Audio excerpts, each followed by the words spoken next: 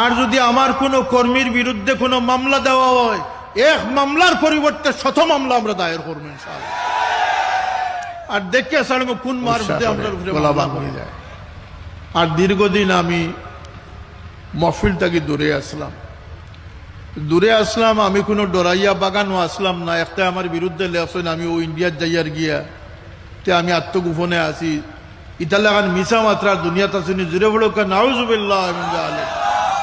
হাজার হাজার মানুষ খানেকাত আইসেন, আমরা 2-4 কথা কইছি, আপনারা দেখছেন না নি আমরা খেদমত যতটুকু আঞ্জাম দিবার দিছি।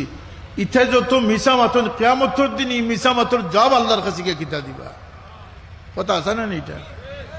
আমি বাড়াইছি না আরেক কারণে, মিথ্যা মামলা টামলাও আছিল যেটা করবার করে লিছ।